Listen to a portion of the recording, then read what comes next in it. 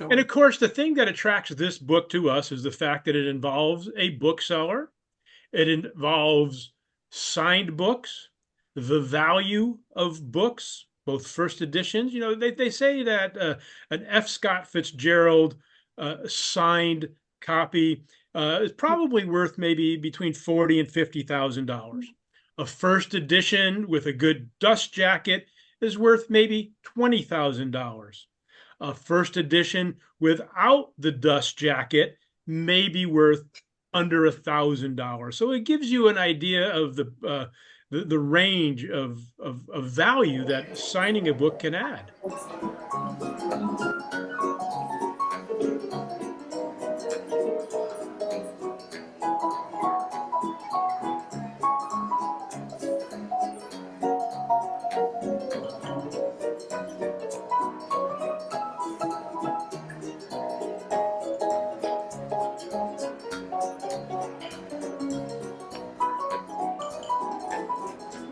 Hello, everybody, and welcome to another edition of the Rare Book Cafe, the Book Lovers Rendezvous, with my co-hosts Lee Linn and Richard Mori. Hey, folks.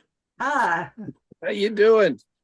Lee, who's that other human sitting next to you? this other human is my good friend Kyle Smith. Kyle is a member of our book club here in Calhoun, the Fourth Sunday Book Club.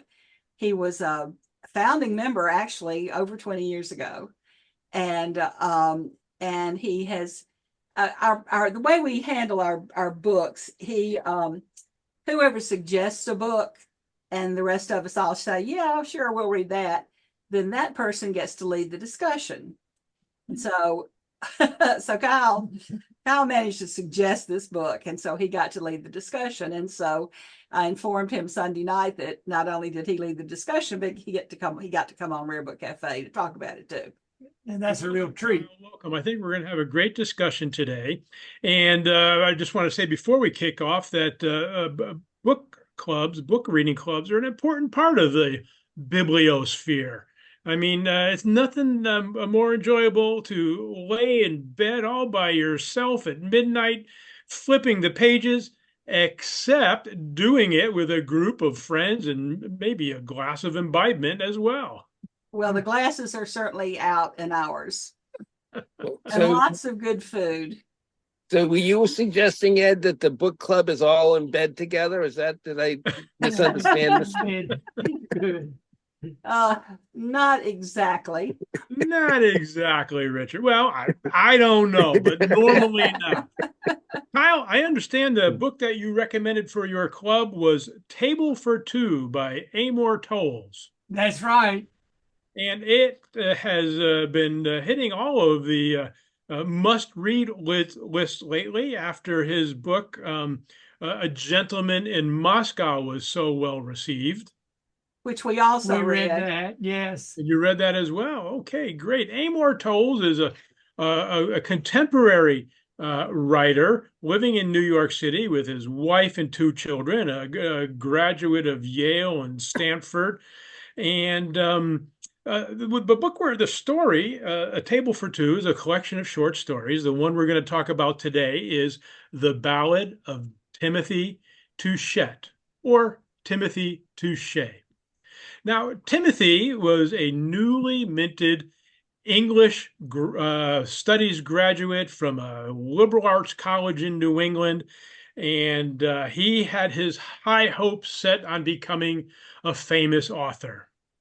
One day, Timothy was in the New York City Public Library reading books and excerpts and doodling the signatures, the autographs of famous authors, in this case, F. Scott Fitzgerald, when an elderly gentleman spotted him, walked by, and began to engage in a conversation. Before long, Timothy was a young apprentice in the shop of this bookseller, of which there are many in New York City. This bookseller was described as a rather anonymous man in a rather anonymous and dusty bookshop. Well, before long, the bookseller comes to Timothy, sitting at his table in the bookstore, and says that I have a friend and she's so ill in the hospital, and she's a book collector, and there's nothing she would love more than a book signed by her favorite author, John Dos Passos. I happen to have a copy here of his 14th Chronicle, and with a bit of flattery, the bookseller convinces Timothy to sign the book. Well, the next day, the bookseller comes back so grateful and thankful, expressing the thoughts of his friends, and gives Timothy a little bit of an honorarium tucked away inside of a white envelope. Well, a week goes by, and lo and behold, the bookseller happens to know a cloistered nun upstate who happens to be a big fan of Paul Auster. And Timothy, reluctantly, because Paul Auster still happens to be alive, yet in sympathy with the bookseller's friends, signs a couple of books by Paul Auster. Well, needless to say, as time goes on, the authors get to be a little bit more expensive. The autographs become a little bit more great in the honorarium which they receive. And before you know it, the young novelist, who doesn't really written anything yet because he has no life experiences, there's nothing in his life that has prepared him for writing a book, and the book dealer shake hands, and more signed books seem to flow out of the bookstore. Well, that's the basic premise of the book. Did I miss anything important, Kyle or Lee? I guess not. But what I wanted to add, I think, was very interesting in reading the book. As you well pointed out, he sat at a blank page for so long in the library because he had not had any experience that he could draw on to write from. Towles, in his book and his short stories, almost every one of them are based on an experience he had. He has his experience and then he uses his imagination, which makes it very interesting. Mm-hmm. And on Sunday night, we talked about which one did you like best, of the group, and several hit, we hit on several different ones of that group of 6 short stories and why they liked them. But most of those, in fact, I guess all of them, Lee, were based on experience he had in, during his life, and he just elaborated, imagined what the rest of the story and was. some of them were really more literal than others. The one about the man doing the recordings at Going to the concerts. Yes. He actually did have that experience. He did not turn the man in like the character in the story does, but he did sit there through these concerts getting more and more annoyed at this old man who was making recordings. But we were the story about the old man who was formerly worked for Sotheby's, was a collector of fine art, and his nephew had a son and a daughter, just like Amor Towles has himself. And Amor Towles is also a collector of fine arts and books. So one wonders how an author below the age of 25 can even begin to put pen to paper. But without giving anything away, by the end of this story, young Timothy Touche has enough experience for his first novel. He does have enough experience. As I had said, our members of the book club suggest books, and we decide if we want to read them. And Kyle is not only an avid reader and book club member, but he is also an avid participant in the library, what the library here has to offer. I tend to go out and buy the books, but Kyle, I have a library card, Ed, and I go to our local library. In fact, this book was almost fluke, maybe a good word that I purchased this, because when I came in this summer read, I said to the attendant there at the circulation desk, I said, Michael, I need a good book to read. And we just chatted. He knew some of the ones, everyone that book club has read. I've checked out from our our local library. He says, I think you might be interested in this one. And he pulls Table for Two from the shelf. And I've just devoured it and researched it. I mean, I don't know that I'm an authority on it, but I sure know a whole lot about the stories. Yeah. I happened to listen to it on Audible this weekend. I drove down to Washington, D.C. to see my grandchildren, and I figured I would spend the time on I-95. And I have to tell you, a couple of the stories brought a tear to my eye. I had to pull over at the gas station just because I was getting a little bit bleary-eyed. I'm not too indignant. I'm not too ashamed to admit it. They were so well written. I think short stories are a greatly underappreciated part of the world of literature. Yeah. And you may know, and I understand they're one of the most difficult genres to write a short story. You know, a novel you can handle, but a short story, it's short, a beginning and an end, and it's over. Yeah. These were not many pages long. No. 30, No. 40 pages story. And of course, the thing that attracts this book to us is the fact that it involves a bookseller. It involves signed books, the value of books, both first editions. They say that an F. Scott Fitzgerald signed copy is probably worth maybe between $40,000 and $50,000. A first edition with a good dust jacket is worth maybe $20,000.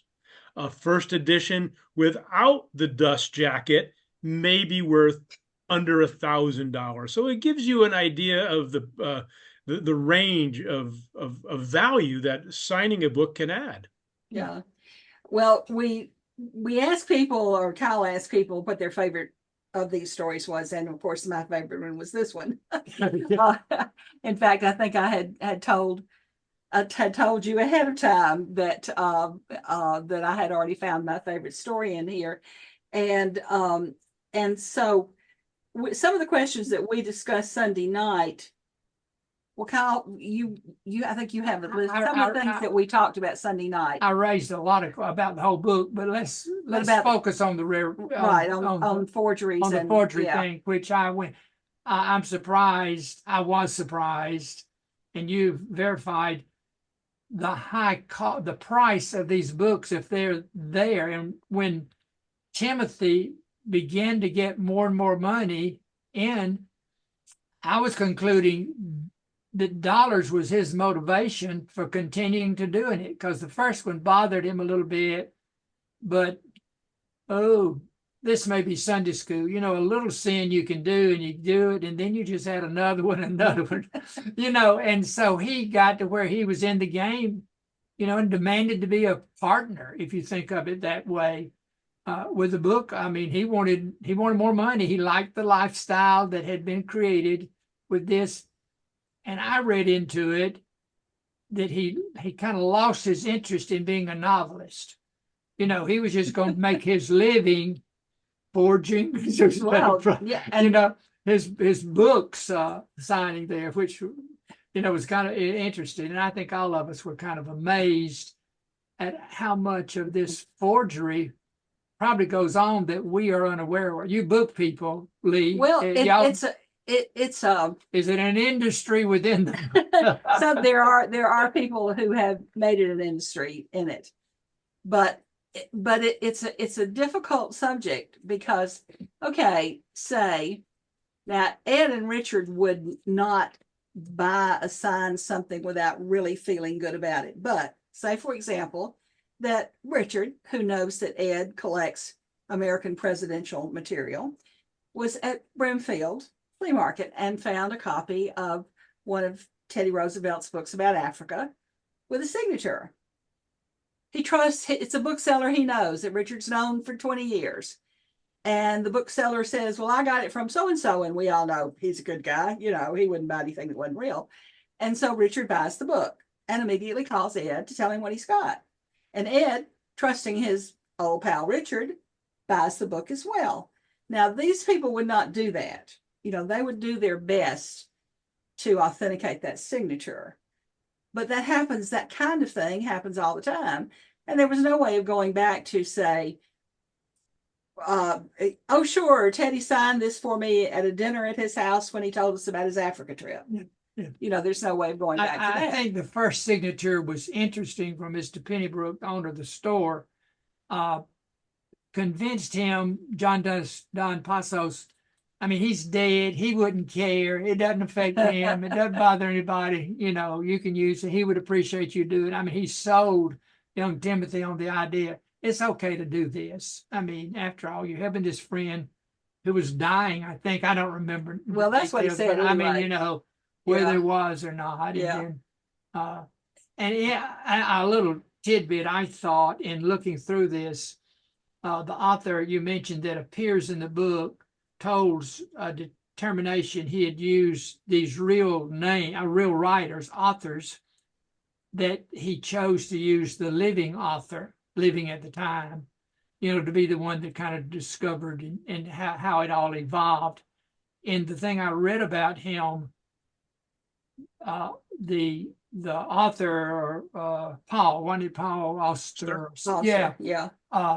he got to read that story before he died last April.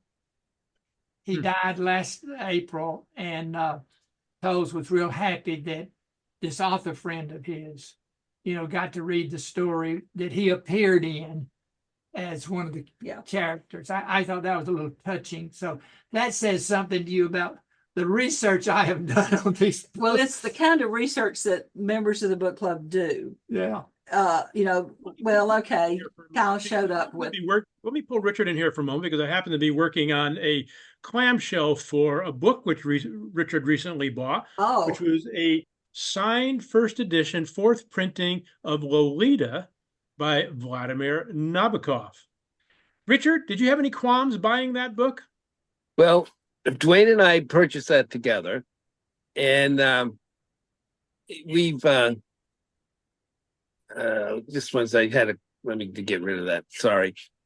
So he bought it, and he did the research. We both looked at it at the signature, and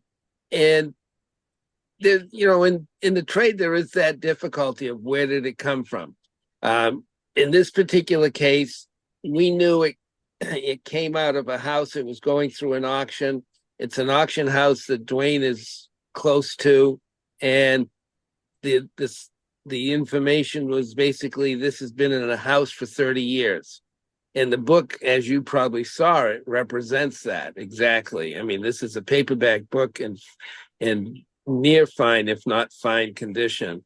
And it's not even seen the light of day probably for 30 years. So it in this case, you know, it's always the provenance. But to go back to to that issue, some years ago, I purchased an Abraham Lincoln at a flea market.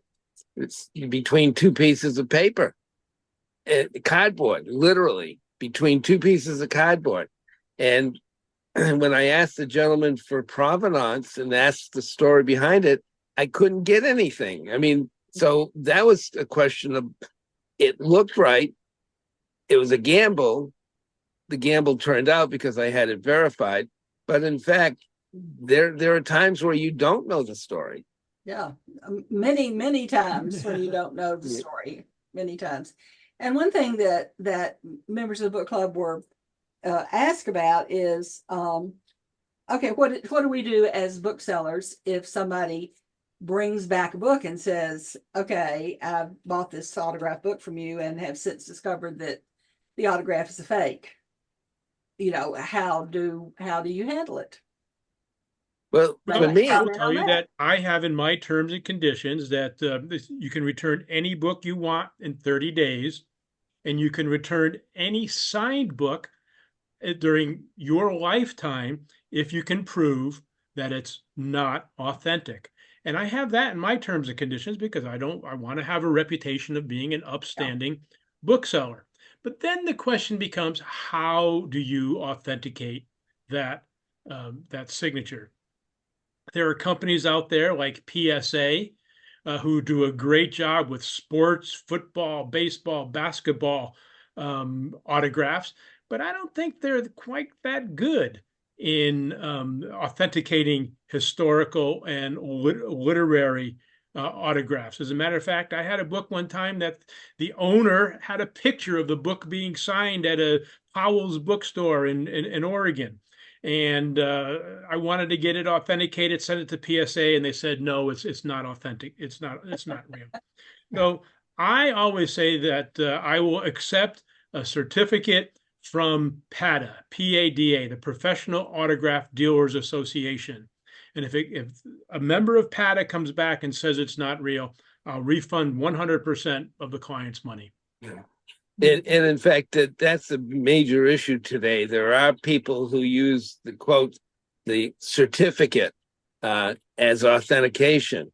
And in my opinion, those certificates mean little or nothing most of the time. Yeah, because they're not worth the paper they're written. In my opinion, I would agree. Yeah. Because very common on eBay to see an item included with a COA, certificate of authenticity. And yeah, so what? And eBay is some people say eBay that nothing is authentic on eBay. Everything, all signed books are probably fakes. But I did find an interesting story of a man in England whose name was Alan Formhall. And this was around 2010 or so. He listed a bunch of books on eBay that supposedly were from a collection of a World War II fighter pilot, and they were all Churchill books. Mm. And he described them as signed Winston Churchill, not signed by Winston Churchill. But the inference, of course, was that these are signed by Winston Churchill. And some collectors spent $40,000, $50,000, $60,000 with this guy, buying just books that he had bought at flea markets and used bookstores, things like that over the years. And I think the forgeries, there's a lot of different types of forgeries. I think these were freehand forgeries like Timothy's that had been practiced and practiced and practiced, rather than say doing it over a light box or doing a digital one and copying from that, or whatever. But he was convicted and served 10 months in prison for forgery. Mm. And so that was, I thought that was kind of interesting. But the one that I really want to know more about, the woman Lee Israel, that there was a movie made in 2018 about her. With Kathy Bates? Melissa McCarthy. Oh, Melissa McCarthy, right? Yeah. And she didn't seem to have many regrets about having done it. That she wanted to be recognized for her talents in this field. I guess Timothy and did she was writing letters that she purported to be from people like Dorothy Parker or Lillian Hellman. They were fake. The letters, the content was fake. And then when the book dealer, Mr. Pennypacker, was looking for Timothy to do some work for him, he was quite effusive with his flattery. Yes. Oh, yes, he was. And you have to wonder, was this a chance meeting in the library, or did Mr. Pennypacker hang around the library hoping he would find somebody like Timothy, that he could lure into this little scheme of his? But people were beginning to. He had not been a book dealer that you would have expected to come up with this material. No, his reputation increased. Now, I want to ask you a question. Okay. I want to ask you a question, Richard, to propose out of my naivete. What sends off the signals, the bells and whistles, when you see a signature and you kind of doubt that it's original? Are there certain things, or it's just a gut feeling, or? Well, it's a combination, actually. Here's the great classic. Ulysses S. Grant has a 2-volume biography. It's considered probably the best biography ever written by a military person. And there's signed copies. And I can't tell you how many times I've either been at an auction or had someone come to me and say, I've got a signed Ulysses S. Grant biography. It has to be worth lots and lots of money. And I said, and I look at him and I say, gee, that's amazing. So did he come back from the dead to do that? Because he died before the book was actually printed. Well, Right. that's a good clue. Yeah, yeah. Yeah, So- I had a book of Sidney Lanier's poems that had a Lanier signature in it, and the book had come out after Lanier's death. And then there are all those people who have those Mark Twain's, that edition that has the fake signature, on Yeah. the frontispiece of all Great of them. signature. And people are forever saying that those are signed when any idiot pretty much could tell that it's printed. Well, nowadays, Kyle, it's so easy to just go to the internet and type in Mark Twain autograph, and a couple dozen will come up. Now, nobody, you or I, ever signed their name exactly the same way twice. Yes. But by looking at the 5, 10, 15 authentic photos of authentic signatures, that's the first place to get a good feel.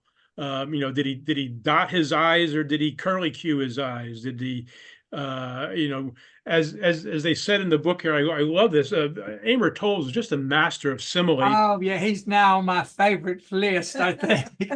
He said, a line of children walking in a single file, holding a balloon on a string.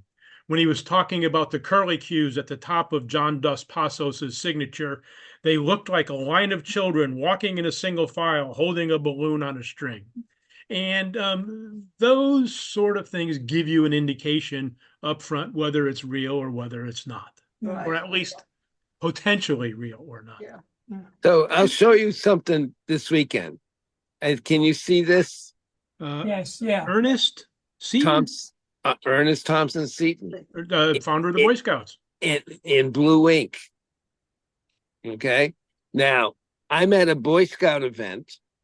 I'm probably at this event. There's over 100 people. I'm probably the most knowledgeable person about Ernest Thompson Seton on the floor. I'm putting a light on. It's what I should have done earlier.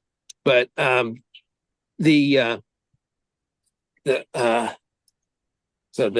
I get a little better light on it. So in fact, I bought this book for $10. Now, it looks right. It's in blue ink. I've handled a number of his signatures over the years, but I had a doubt. Now, why did I have a doubt? Yes. Okay. It's awful square. Well, it's awful new. Yeah. Now, supposedly this book is published, I believe, in 1948. The problem is Seton dies in 43. Yeah. But in fact, the publisher did an extremely good job printing this in so that, I mean, when I looked at it and I, for $10, it didn't bother me. I can still sell it for a small profit. But it's a really good example of how easy it is to fool the public. Right. Right. Uh-huh. Whereas, you could almost, if that were a real signature, you could probably feel it a little bit, or you could Right. feel on the back, where the pen had made an impression on it, and not have any questions about that being printed. But there are a lot of articles online talking about, various how forgeries are done, how to identify forgeries. And we were talking about PSA. I have a Langston Hughes that has a PSA authentication. Well, with the books, it's a little piece of paper. It's not like with baseball cards where it's slabbed, Encapsulated. encapsulated. So, you could stick that in anything you wanted to, I reckon. Another question of interest, please, Tim, is this forgery, I will call it here, is this kind of a big business or is it rare? What's going on in the world of books? A lot of forgery going on. Is it a industry that's underground, or is it a rare occurrence to get a forgery?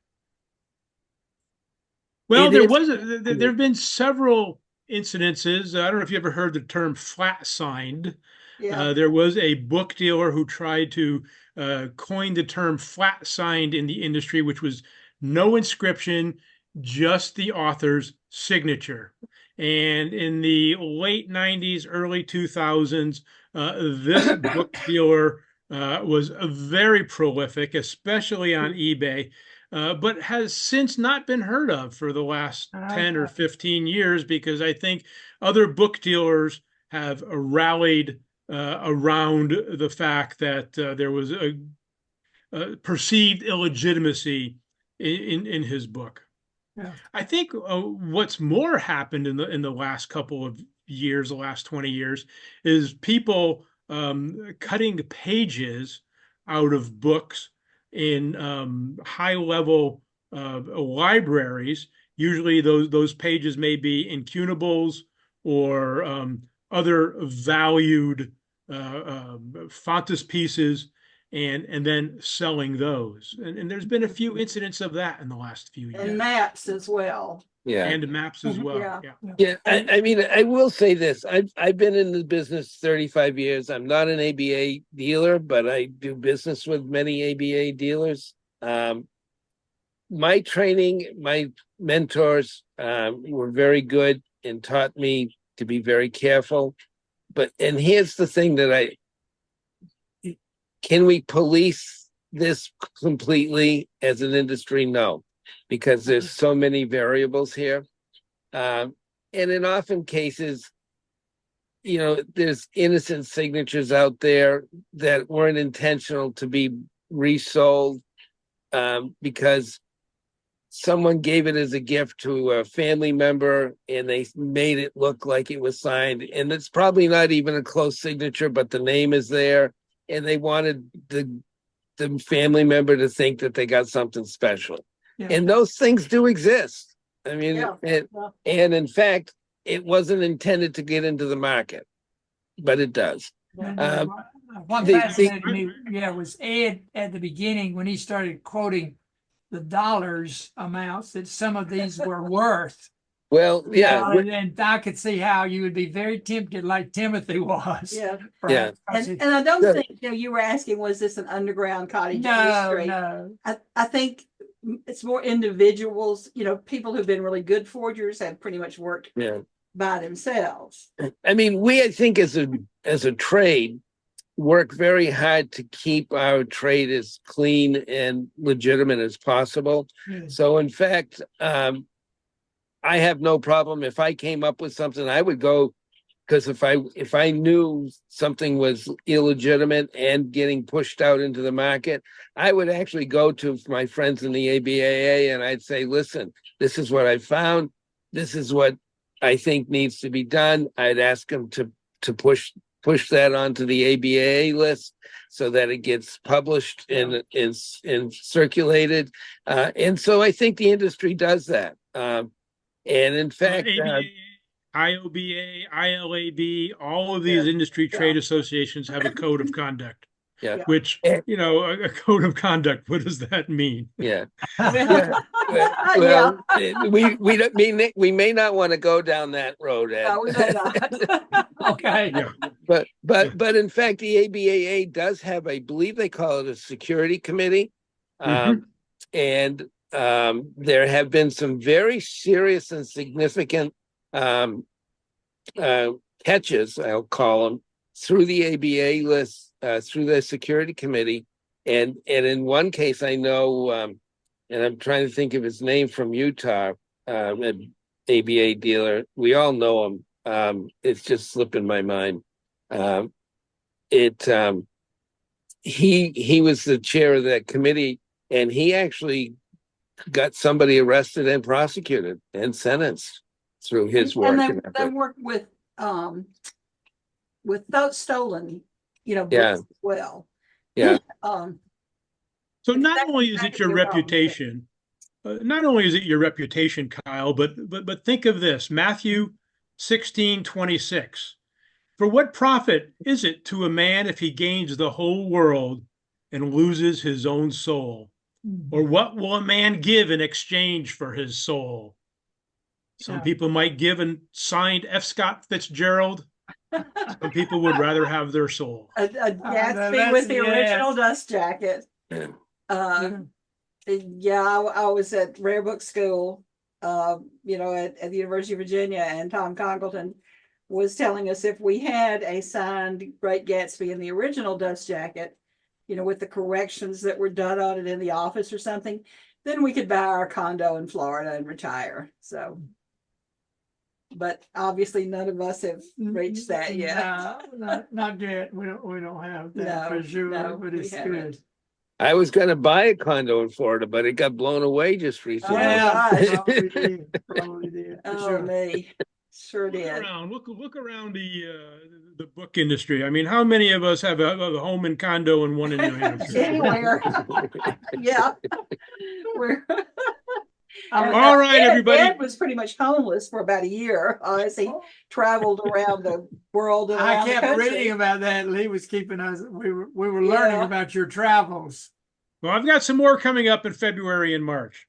Before we go away, I see Richard's got a little postcard there. Books in Boston coming up November 9th. That's right. That's right. Yeah, it might probably That'll be a good weekend. It's looking really good. We got a full floor. The program is getting ready to go to press as we speak. It's lining up really well, and I expect we're going to have a huge crowd. Good. Super. Good. Well, thank you for joining us today, Kyle. We've always heard so much about Lee's book club, and it's a pleasure to meet somebody from thence. Yeah, good. They really do exist. Yes. Thank you for having me as one of your guests today. And it was a good experience for me. As I said, I'm now a big lover of a new author that and one of the questions I ask, how do you select the book to read? And sometimes whoever wrote it is the answer. I follow this author. Yeah. And so I will be following Towles for and sometimes it's a clerk in the library. That's right. And I'll tell you, Kyle, you're now going to become famous in your community. I was at the Boy Scout show this past weekend, and one of my Scout friends from New York State, who I hadn't seen in some time, says to me, "Oh, I just watched your video on Rare Book Cafe." Oh, good. Okay. Oh, good. I will be signing signature. I'll be finding something to give them a real signature. Thank y'all so much. I enjoyed being here. Yes. Get your pen out and start practicing your Ernest Hemingway signature. That's right. I guess so. That's right. You want to be sure you get it right. All right, everybody. Thank you for joining us again this week on another issue of the Rare Book Cafe, the Book Lovers Rendezvous. You could find us weekly on Facebook, YouTube, Instagram, and wherever good podcasts are given away for free. See you soon. Bye, thank you, Lynn. Bye-bye. Bye, Lee. Bye, Kyle. Goodbye. Ciao. Yes.